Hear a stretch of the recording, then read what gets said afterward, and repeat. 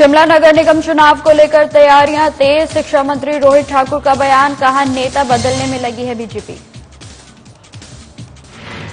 शिमला में cabinet sub committee की बैठक आयोजित, रोजगार को लेकर किया गया मंथन। शिक्षा विभाग में सबसे पहले भरे जाएंगे 20,000 पद। धर्मशाला में 10 दिवसीय विरासत फेस्टिवल का आगाज, भारत की विभिन्न जगहों से पहुंचेंगे कलाकार। कार्यक्रम में किया जाएगा हैंडीक्राफ्ट को प्रमोट करने का प्रयास। सोलन में 4 दिवसीय खेलकूद प्रतियोगिता का शुभारंभ, स्वास्थ्य मंत्री धनीराम शांडिल ने किया शुभारंभ। और बद्दी में खनन माफियाओं के खिलाफ बड़ी कार्रवाई, अवैध खनन को लेकर बीबीएन पुलिस ने चलाया विशेष अभियान।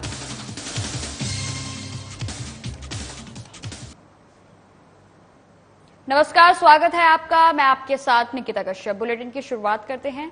शिमला नगर निकाय के चुनाव 2 मई को होने हैं, जिसे लेकर कांग्रेस और बीजेपी चुनाव में जीत के लिए पूरा दम झोंक दिया है। वहीं 30 अप्रैल को नगर निगम चुनाव प्रचार रुक जाएगा। इससे पहले दोनों ही पार्टियां पूरा दम लगाकर चुनाव प्रचार कर रही हैं।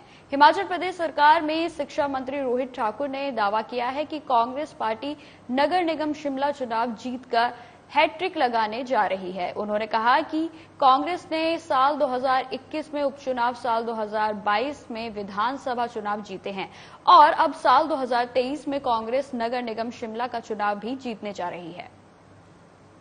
पार्टी की जो एमसी के चुनाव हो रहे हैं उससे संबंधित जो हमारी इलेक्शन मैनेजमेंट कमेटी बनी थी एआईसीसी के द्वारा, उसकी बैठक थी।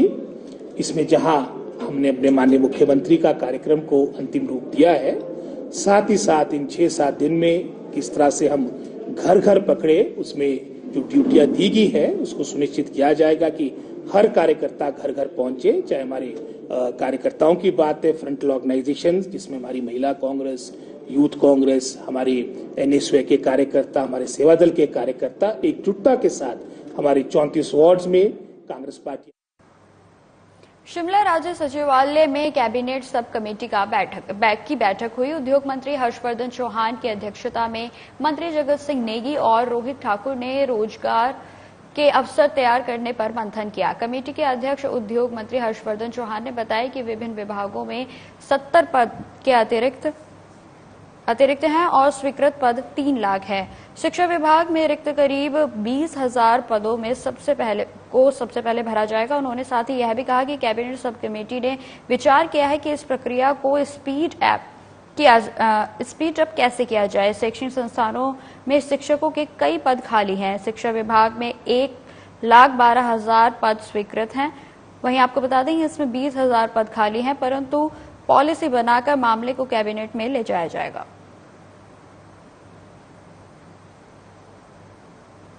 कमेटी की मीटिंग हुई है मेरी अध्यक्षता में, जिसमें माननीय जगत सिंह नेगी जी हमारे राजस्व मंत्री और श्री रोहित ठाकुर जी शिक्षा मंत्री, हम तीनों ने आज विस्तृत रूप से चर्चा की है कि जो हमारे घोषणा पत्र में कहा गया था कि हिमाचल प्रदेश के 1 लाख लोगों को हम सरकारी क्षेत्र में जो है वो नौकरी देंगे, उस सिलसिले में हमारी मीटिंग फरवरी में हुई थी और आज सेकंड मीटिंग हुई है, जिसमें हमने डिटेल्स मंगाई थी कि किस किस डिपार्टमेंट में कितनी कितनी पोस्टें खाली हैं और किस किस कैटेगरी के पोस्टें हैं और रेगुलर कितने हैं, कॉन्ट्रैक्ट पे कितने हैं, आउटसोर्स पे कितने हैं। तो वो विस्तृत जानकारी जो है हमें जो है आज हमको मिली है। कुल्लू की सेंस घाटी में साल 2017 में एचपीपीसीएल प्रोजेक्ट का कार्य खत्म हो गया है। उसके बाद से ही प्रोजेक्ट लगातार बिजली का उत्पादन कर रहा है, लेकिन प्रोजेक्ट प्रबंधन के द्वारा जो वायदे स्थानीय जनता के साथ किए गए थे वह आज तक पूरे नहीं हो पाए हैं। ऐसे में ग्रामीणों ने डीसी से जिला प्रशासन और प्रदेश सरकार की हस्तक्षेप करने की मांग की है। इसी को लेकर सेंस घाटी में 6 पंचायतों के 130 परिवारों की मांगों को लेकर एक प्रतिनिधिमंडल ढालपुर से डीसी कुल्लू आशुतोष गर्ग से मिला। इस दौरान सेन संयुक्त संघर्ष समिति के अध्यक्ष महेश शर्मा भी प्रतिनिधिमंडल में शामिल रहे। वहीं आपको बता दें, महेश शर्मा ने बताया कि साल 2017 में जब प्रोजेक्ट का कार्य खत्म हुआ तो उस समय प्रभावित परिवारों को यह आश्वासन दिया गया था कि उन्हें रोजगार मुहैया करवाए जाएंगे, लेकिन अभी तक इन परिवारों की मांगों को पूरा नहीं किया गया है। उन्होंने साथ ही यह भी बताया कि वादों के हिसाब से पंचायतों के ग्रामीणों को रोजगार मुहैया करवाया जाए, इसके अलावा उच्च शिक्षा ग्रहण करने के लिए भी बच्चों को स्कॉलरशिप का प्रावधान किया जाए। निधि मंडल जो हमारे सैनी घाटी में 100 मेगावाट का जो प्रोजेक्ट लगा है, जिसका उद्घाटन 2017 में राजा वीरभद्र जी ने किया था। प्रोजेक्ट बने हुए 5 साल हो गए, लेकिन अभी तक यहाँ पे हम लोगों को 1000 दिन का और 2000 दिन का और स्थायी और अस्थायी रोजगार जो आरआर प्लान में मेंशन्ड है, उसका अभी तक कुछ भी जो HPPCL है उन्होंने अभी तक 1 भी रुपया नहीं दिया है। धर्मशाला में सिस्टर्स कॉम्बाइंस की ओर से विरासत art craft and heritage festival Netaji Subhash Chandra Bose police मैदान में 28 अप्रैल से 7 मई तक आयोजित किया जाएगा। वहीं यह विरासत फेस्टिवल पहली बार जिला कांगड़ा के धर्मशाला में आयोजित की जा रही है। इस बारे में जानकारी देते हुए डायरेक्टर सुनील वर्मा ने कहा कि लोकगीत, संगीत और हैंडीक्राफ्ट को प्रमोट करने का प्रयास इस कार्यक्रम के माध्यम से किया जाएगा। उन्होंने यह भी बताया कि इसमें 1600 के करीब लोग जुड़ेंगे। इसके लिए बाकायदा वर्कशिप भी कराई जाएगी। सब कर रहे हैं हम 28 से 7 तारीख तक, इसी के संदर्भ में ये प्रेस कॉन्फ्रेंस कर दी हमने। अभी हमने आपको वैसे बताया भी था, ब्रीफ किया था, लेकिन फिर भी मैं हाँ, इसमें बेसिकली मेन स्टेज प्रोग्राम्स रहेंगे, जिसमें कि फोक आर्ट, हमारे हिमाचल का फोक भी रहेगा, हिमाचल के सिंगर्स भी रहेंगे, बॉलीवुड के सिंगर्स भी रहेंगे, पंजाब के सूफी सिंगर्स भी हैं, रामपुर से कव्वाल आ रहे हैं, क्योंकि इसके साथ हमने रखा है क्राफ्ट का सेगमेंट।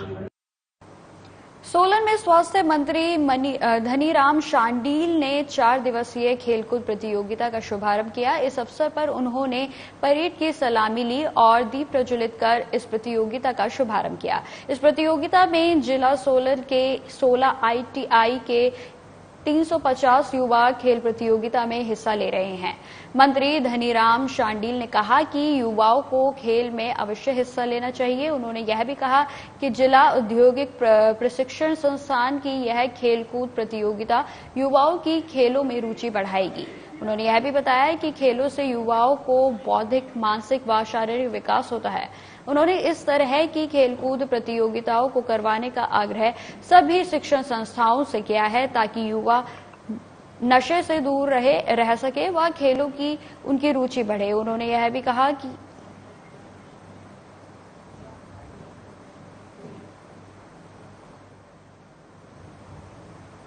तो आपको बता दें कि युवाओं के बीच में खेलों के प्रति जागरूकता को फैलाने के लिए ये कार्यक्रम का आयोजन जो है शुभारंभ किया गया है। वहीं उन्होंने सोलन में स्वास्थ्य मंत्री धनीराम शांडिल ने 4 दिवसीय खेलकूद प्रतियोगिता का शुभारंभ किया। इस अवसर पर उन्होंने परेड को सलामी ली और द्वीप प्रज्वलित कर इस प्रतियोगिता का शुभारंभ किया। आपको बता दें कि खेलों से युवाओं की बौद्धिक, मानसिक व शारीरिक क्षमता का विकास होता है। वहीं उन्होंने इस तरह के खेलकूद प्रतियोगिता को करवाने का आग्रह किया, सभी शिक्षण संस्थाओं से किया गया है। साथ ही आपको बता दें, युवा को नशे से दूर रह सके व खेलों के प्रति उनमें रुचि उत्पन्न हो सके, इसलिए इस तरह के कार्यक्रम व प्रतियोगिताओं का समय समय पर शुभारंभ लगातार किया जाएगा। युवाओं को इस प्रकार के खेल कूद के कार्यक्रम में भाग लेना मैं समझता हूँ बहुत अनिवार्य भी है और वांछनीय भी है। आजकल के संदर्भ में जब और प्रकार की गतिविधियाँ, खासकर नशे जैसी लत लगने की भी एक आदत तभी छूटेगी जब इस प्रकार की गतिविधियाँ बढ़ेंगी। मैं तो कहता हूँ कि इस प्रकार की गतिविधियाँ बहुत शीघ्र हर इंस्टीट्यूट। बद्दी में खनन माफियाओं के खिलाफ पुलिस ने सख्ती से कार्रवाई की है। कार्रवाई करते हुए एसपी मोहित चावला ने बताया कि साल 2023 में बीबीएन पुलिस ने विभिन्न विशेष अभियान चलाकर कुल 135 वाहनों को अवैध खनन करते हुए पकड़कर सीज किया है। इन वाहनों का खनन अधिनियम के अंतर्गत जुर्माना राशि भी तय की गई है। साथ ही आपको बता दें, उन्होंने जनता से भी अनुरोध किया है कि जहां कहीं भी अवैध खनन हो रहा है, इसकी इंफॉर्मेशन पुलिस को दें, ताकि पुलिस की टीम और माइनिंग की टीम वहां पहुंच सके और जो भी इलीगल माइनिंग में इन्वॉल्व है वह जल्द से जल्द पुलिस की गिरफ्त में हो। के लिए बद्दी पुलिस का जीरो टॉलरेंस है, हम टॉलरेट नहीं करेंगे। मैं आपके माध्यम से धन्यवाद देना चाहूँगा पंचायत स्तर पर हमारे इन्फॉर्मेंट्स को जो हमें समय समय पे इन्फॉर्मेशन दे रहे हैं। इसमें हमारी 2 special teams mining cell 1, mining cell 2 वो काम कर रही हैं और इसके साथ साथ थाना लेवल पे भी टीम्स हैं। आंकड़ों की बात करें तो जहां अभी तक 90 चालान थे पिछले साल, अब 135 के आसपास हैं और 21 लाख की रिकवरी है।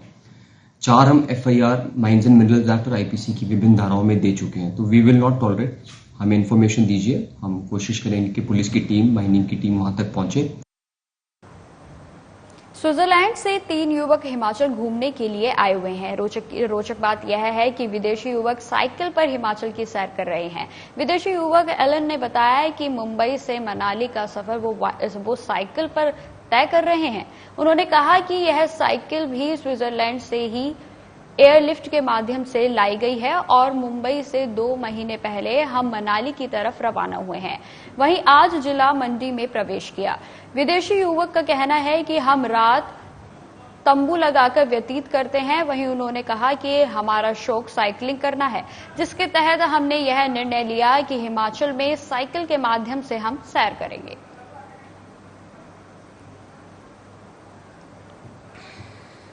From Switzerland, man Swiss Hond, and it's been 2 months. I'm traveling by cycle in India.